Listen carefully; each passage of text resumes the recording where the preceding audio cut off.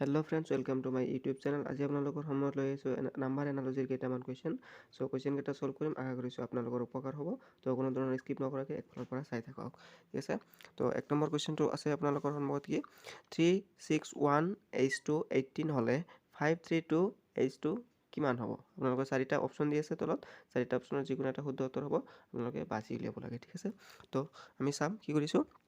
আমি যদি 361 অঙ্ক তিনিটা যদি আমি যোগ কৰি দিওঁ, ঠিক আছে, তিনিটা অঙ্ক যদি যোগ কৰি দিওঁ, চাওঁ কিমান হয় 3 + 6 + 1 কিমান হ'ব 3 + 6 9 9 + 1 কিমান হয় 10 আমাৰ আছে কিমান 18 গতিকে মিলা নাই, গতিকে নহ'ব, ঠিক আছে।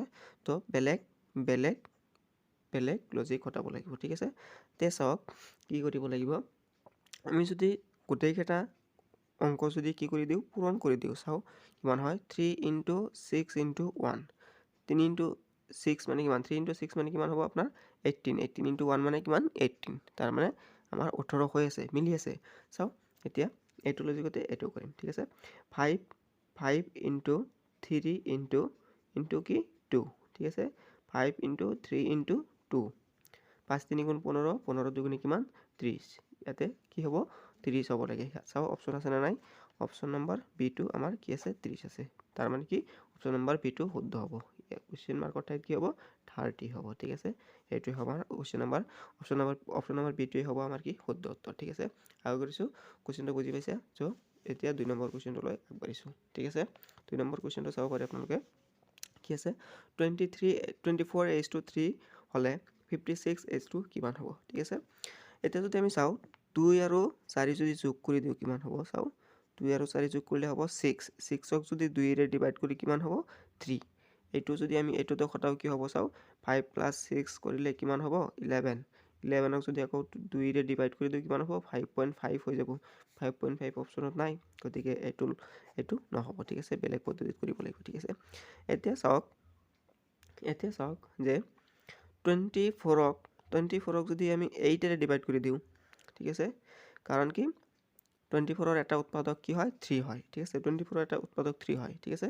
চ' 24ক যদি আমি 8ৰে ডিভাইড কৰি দিওঁ কিমান বাৰ যাব 8 3 × 24 মানে 24ৰ ভিতৰত 8 কেইবাৰ যাব 3 বাৰ যাব, সেইকাৰণে ইয়াতে মিলিছে।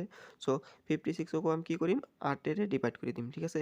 56ক যদি আমি 8ৰে ডিভাইড কৰি দিওঁ কিমান পাম 8 7 গুণ কিমান 56 এনেকি কুৱেশ্যন মাৰ্কৰ ঠাইত কি হ'ব 7 হ'ব। আমাৰ অপশ্যনত 7 আছে, অপশ্যন নম্বৰ C2 শুদ্ধ উত্তৰ, ঠিক আছে। অপশ্যন নম্বৰ C2 শুদ্ধ উত্তৰ হ'ব, অপশ্যন C2 শুদ্ধ, ঠিক আছে। আশা কৰিছোঁ বুজি পাইছে। এতিয়া আমি কুৱেশ্যন নম্বৰ 3টোলৈ আগবাঢ়িম, ঠিক আছে। 3 নম্বৰ কুৱেশ্যন কি আছে চাওঁ, আমাক দি আছে কি 3 নম্বৰ কুৱেশ্যনটো দি আছে 34H2 কিমান দি আছে 49 হ'লে 26H2 কিমান, সেইটো আমি উলিয়াব লাগে, ঠিক আছে। 26H2 কিমান চাওঁ ইয়াতে কি কৰিছে চাওঁ 3 + 4 কিমান হ'ব 7 ইয়াতে 7 হ'ব লাগে, কিন্তু ইয়াতে আছে কিমান 49 এতিয়া যদি আমি 7ক যদি স্কুৱেৰ কৰি দিওঁ কিমান পাম 7ক স্কুৱেৰ কৰি দিলে এছ মিলি আছে 49 হৈ আছে, ঠিক আছে। 7 7 গুণ 49, ঠিক আছে। চ' এইটোতো তেনেকুৱা কৰিম মানে সেম লজিক খটাম, ঠিক আছে। 2 + 6 কিমান 2 + 6 8 হয়, 8ক যদি আমি স্কুৱেৰ কৰি দিওঁ কিমান হ'ব 8 8 গুণ কিমান 64 হয়, ঠিক আছে। 64 অপশ্যনত আছে নে নাই চাওঁ, অপশ্যন নম্বৰ D2 শুদ্ধ উত্তৰ। অপশ্যন D2ত কি আছে 64 দি আছে, ঠিক আছে। চ' অপশ্যন নম্বৰ D2 শুদ্ধ উত্তৰ হ'ব। আশা কৰিছোঁ এইটোও বুজি পাইছে ভালদৰে, অতি সুন্দৰকৈ বুজাই দিছোঁ আপোনালোকক, ঠিক আছে। এতিয়া অপশ্যন নম্বৰ কুৱেশ্যন নম্বৰ 4টোলৈ আগবাঢ়িছোঁ, ঠিক আছে।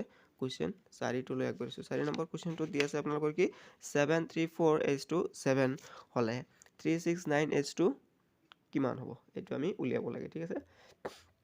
চ' এইটো আমি কি কৰিছোঁ চাওক কেনেকৈ কৰিব পাৰি। এতিয়া 7 + 3 + 4 কিমান হ'ব 7 + 3 + 4 = কিমান হয় 14 হয়, কিন্তু আমাক ইয়াতে আছে কিমান 7, তো 14ক যদি আমি 7 পাব লাগে কি কৰিব লাগিব 2ৰে ডিভাইড কৰিব লাগিব, 2ৰে ডিভাইড কৰিলে আমি কিমান 7 পাম, ঠিক আছে। ঠিক তেনেদৰে এইটো কি কৰিম 3 + 6 + 9 কৰিম, ঠিক আছে। 3 + 6 + 9 কৰি তাক আমি কি কৰিম 2ৰে ডিভাইড কৰিব লাগিব, ঠিক আছে।